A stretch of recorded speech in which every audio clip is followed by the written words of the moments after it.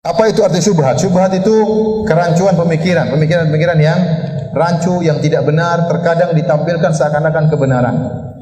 Tampilkan seakan-akan kebenaran.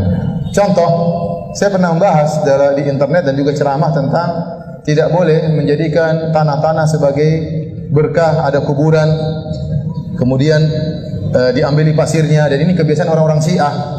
Kalau mereka di kuburan Husain, mereka mengatakan tanah yang ada di kuburan Husain karena ada Husain di dalamnya, maka tanah tersebut menjadi tanah berkah, bisa untuk mengobati penyakit.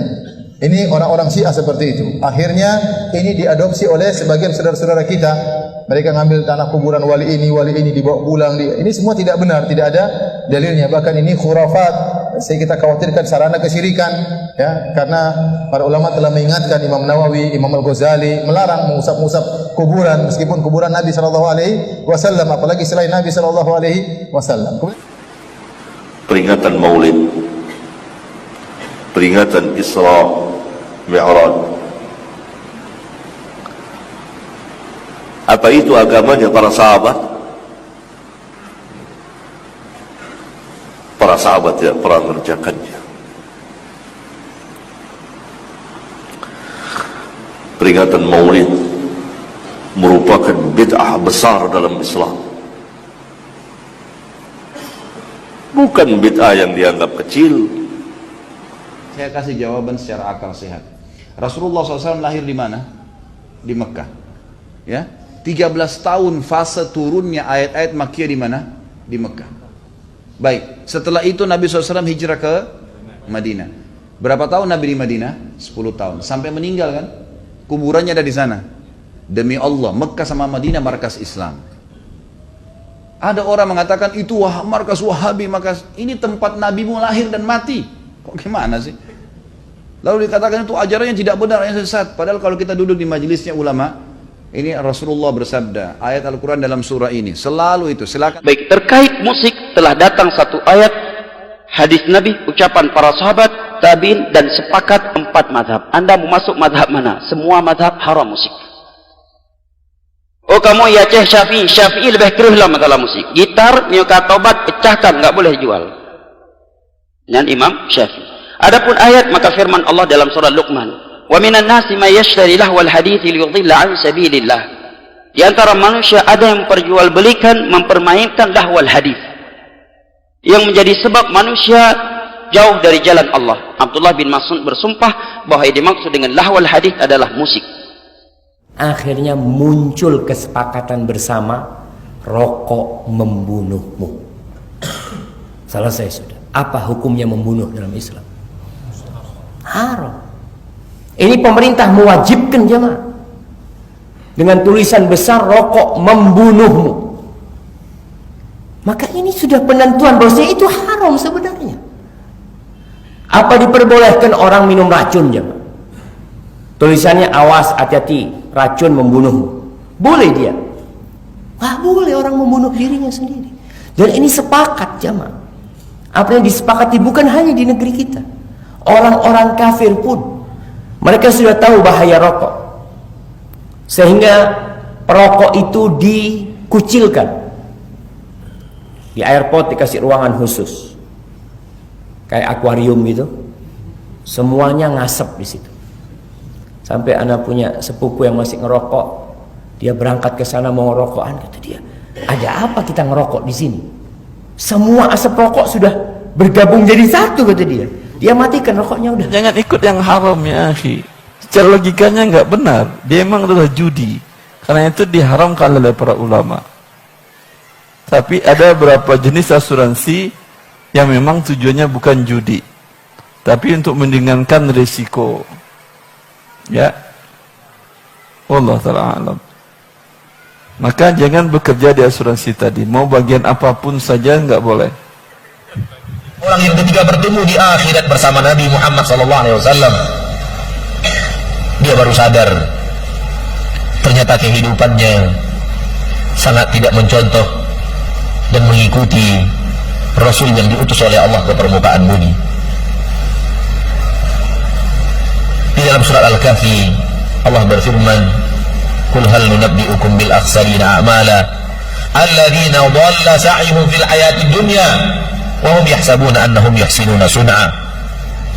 Maukah kalian kami beritahu tentang siapa orang-orang yang paling merugi amalannya?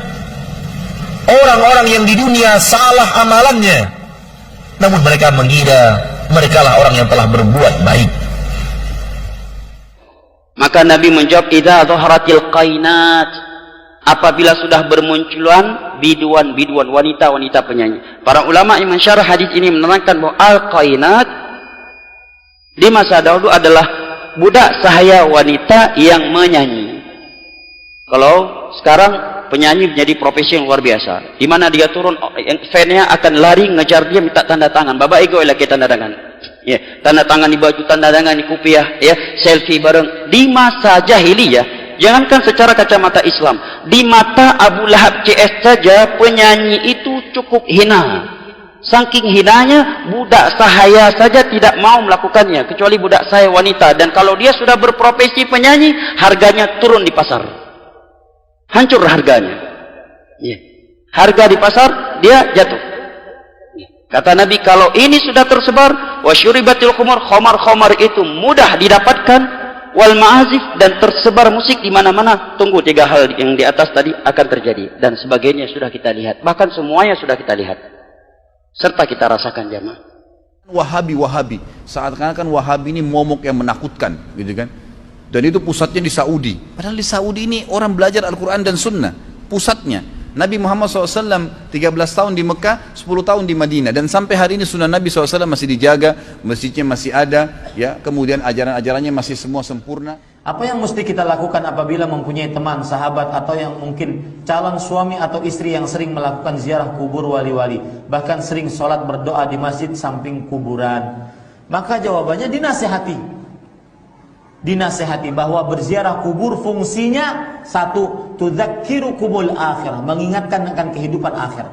Yang kedua, mendoakan orang yang dikubur, bukan berdoa kepada yang dikubur. Jadi nasihati.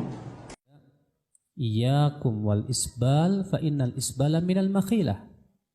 Jauhi oleh kalian isbal, karena isbal itu sendiri termasuk kesombongan. Setiap laki-laki berjenggot, setiap perempuan tidak berjenggot. Ya, itu sunatullah. Memang ciptaannya seperti itu kok. Kecuali kalau manusianya, ya ada yang istilah bahasa Arabnya amrat, tidak tumbuh-tumbuh dong. Kata Nabi, bukan katakan tumbuhkanlah jenggot, tidak, nggak ada lafaznya itu. Tapi u'ful liha, pelihara, biarkannya tumbuh. Ada orang ngetuan, nih janggut yang boko nak tumbuh-tumbuh aja dong, misalnya kan. Tapi dipotong-potongnya taruh.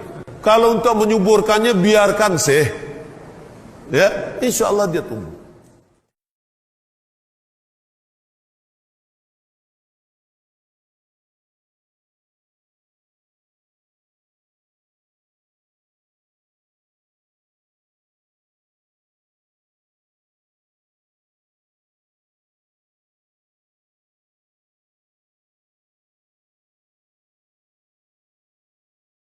Enggak disembelih sama Ahlus Sunnah, udah enggak disembelih sama Ahlus Sunnah, udah bagus. Bukan negeri Wahabi, saudara.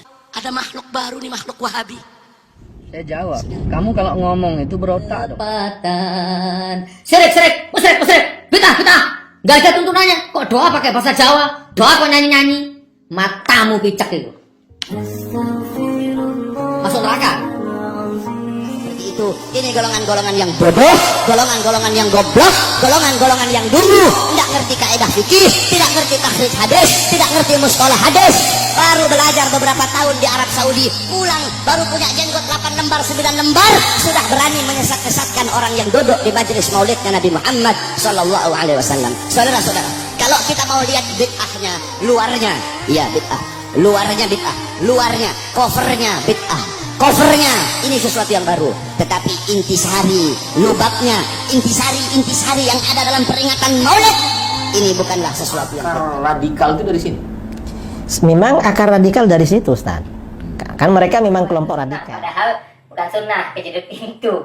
Kemudian memakai apa? Memakai celana cingkrang. Dia mengatakan bahwa itu sunnah, padahal bukan sunnah. Sejak kapan Nabi Shallallahu Alaihi Wasallam di dalam hadis-hadis dinyatakan bahwa Nabi SAW memakai celana cingkrang, kemudian jidatnya. Jangan ada lagi wacana yang menyebutkan Maulid itu kita bukan representatif daripada cinta Nabi Shallallahu Alaihi Wasallam.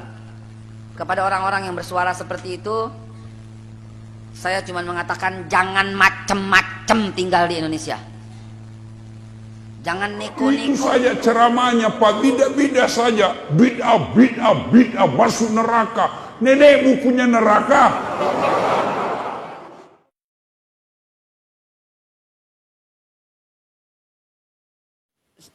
Para asatidzah salafiyin manakala dia mengkritik sebagian orang yang pemikiran manhajnya berbeda, itu kritiknya dengan dalil.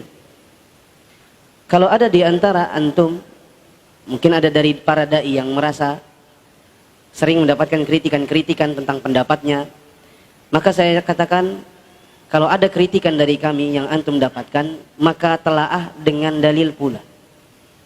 Jangan jawab dengan nafsu. Jangan jawab dengan semata-mata akal pikiran Anda. Tapi jawablah dengan ilmu. Bila kami sampaikan dalil, maka jawablah dengan dalil yang pemahamannya Anda sandarkan kepada orang-orang yang lebih berilmu di antara kita. Misalnya kami kritik sebagian dai yang menghalalkan musik, maka kami bantah dalil mereka dengan dalil yang lain. Manakala kami mengkritik sebagian orang yang mengatakan Allah itu tidak bertempat atau Allah ada di mana-mana, maka kami berikan dalil, maka jawablah kami dengan dalil. Kalau antum menjawab kami hanya dengan sekedar dasar orang-orang merasa benar sendiri, memang mereka itu orang-orang yang paling merasa dirinya masuk surga sendiri, ini adalah dalil, antum jawab dengan sekedar tuduhan-tuduhan. Karena kami juga tidak pernah merasa kami pasti masuk surga.